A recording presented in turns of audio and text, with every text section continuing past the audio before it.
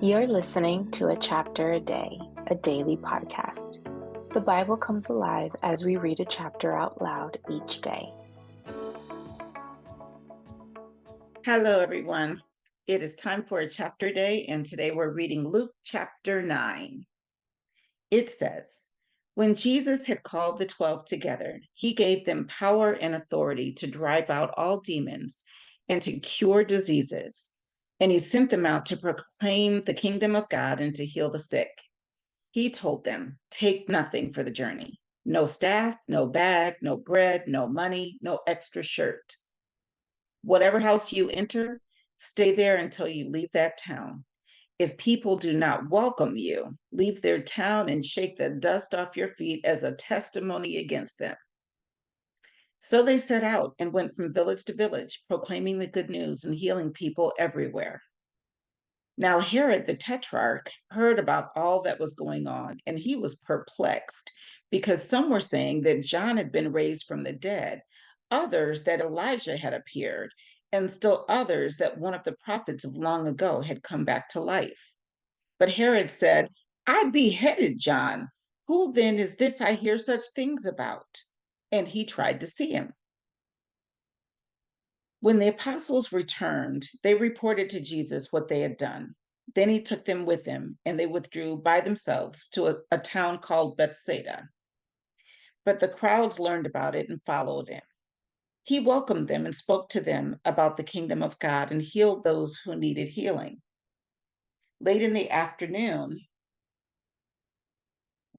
Late in the afternoon, the 12 came to him and said, 'Send the crowd away so they can go to the surrounding villages and countryside and find food and lodging, because we are in a remote place here.'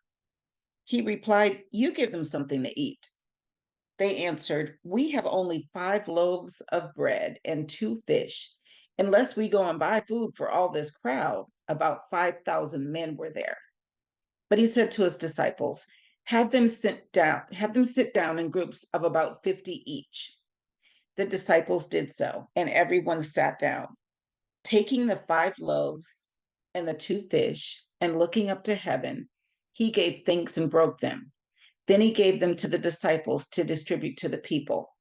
They all ate and were satisfied, and the disciples picked up 12 basketfuls of broken pieces that were left over.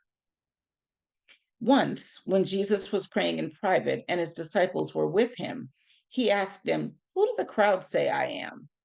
They replied, 'Some say John the Baptist, others say Elijah, and still others that one of the prophets of long ago has come back to life.' 'But what about you?' he asked. 'Who do you say I am?'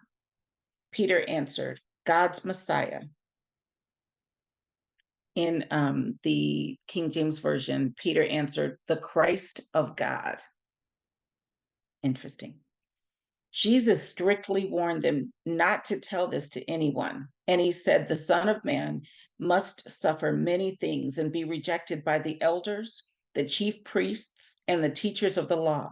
And he must be killed, and on the third day be raised to life." Then he said to them all, "Whoever wants to be my disciple must deny themselves and take up their cross daily and follow me. For whoever wants to save their life will lose it, but whoever loses their life for me will save it. But what good is it for someone to gain the whole world and yet lose or forfeit their very self? Whoever is ashamed of me and my words, the Son of Man will be ashamed of them when he comes in his glory and in the glory of the Father and of the holy angels. Truly, I tell you, some who are standing here will not taste death before they see the kingdom of God." About 8 days after Jesus said this, he took Peter, John, and James with him and went up onto a mountain to pray. As he was praying, the appearance of his face changed, and his clothes became as bright as a flash of lightning. 2 men, Moses and Elijah, appeared in glorious splendor, talking with Jesus.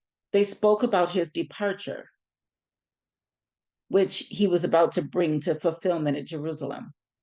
Peter and his companions were very sleepy, but when they became fully awake, they saw his glory and the 2 men standing with him. As the men were leaving Jesus, Peter said to him, Master, it is good for us to be here. Let us put up 3 shelters, one for you, one for Moses, and one for Elijah. He did not know what he was saying. While he was speaking, a cloud appeared and covered them, and they were afraid as they entered the cloud. A voice came from the cloud saying, "This is my son, whom I have chosen. Listen to him." When the voice had spoken, they found that Jesus was alone. The disciples kept this to themselves and did not tell anyone at that time what they had seen. The next day, when they came down from the mountain, a large crowd met him. A man in the crowd called out, "Teacher, I beg you to look at my son, for he is my only child. A spirit seizes him and he suddenly screams. It throws him into convulsions so that he foams at the mouth. It scarcely ever leaves him and is destroying him. I begged your disciples to drive it out, but they could not." "You unbelieving and perverse generation," Jesus replied, "how long shall I stay with you and put up with you? Bring your son here." Even while the boy was coming, the demon threw him to the ground in a convulsion. But Jesus rebuked the impure spirit, healed the boy, and gave him back to his father. And they were all amazed at the greatness of God. While everyone was marveling at all that Jesus did, he said to his disciples, "Listen carefully to what I am about to tell you. The Son of Man is going to be delivered into the hands of men." But they did not understand what this meant. It was hidden from them so that they did not grasp it, and they were afraid to ask him about it. An argument started among the disciples as to which of them would be the greatest. Jesus, knowing their thoughts, took a little child and had him stand beside him. Then he said to them, "Whoever welcomes this little child in my name welcomes me. And whoever welcomes me welcomes the one who sent me. For it is the one who is least among you all who is the greatest." "Master," said John, "we saw someone driving out demons in your name, and we tried to stop him because he is not one of us." "Do not stop him," Jesus said, "for whoever is not against you is for you." As the time approached for him to be taken up to heaven, Jesus resolutely set out for Jerusalem, and he sent messengers on ahead who went into a Samaritan village to get things ready for him. But the people there did not welcome him because he was heading for Jerusalem. When the disciples James and John saw this, they asked, "Lord, do you want us to call fire down from heaven to destroy them?" But Jesus turned and rebuked them. Then he and his disciples went to another village. As they were walking along the road, a man said to him, "I will follow you wherever you go."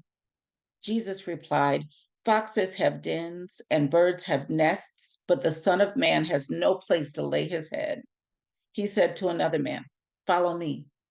But he replied, "Lord, first let me go and bury my father." Jesus said to him, "Let the dead bury their own dead, but you go and proclaim the kingdom of God." Still another said, "I will follow you, Lord, but first let me go back and say goodbye to my family." Jesus replied, "No one who puts a hand to the plow and looks back is fit for service in the kingdom of God." And that was Luke chapter 9. See you tomorrow for a chapter a day.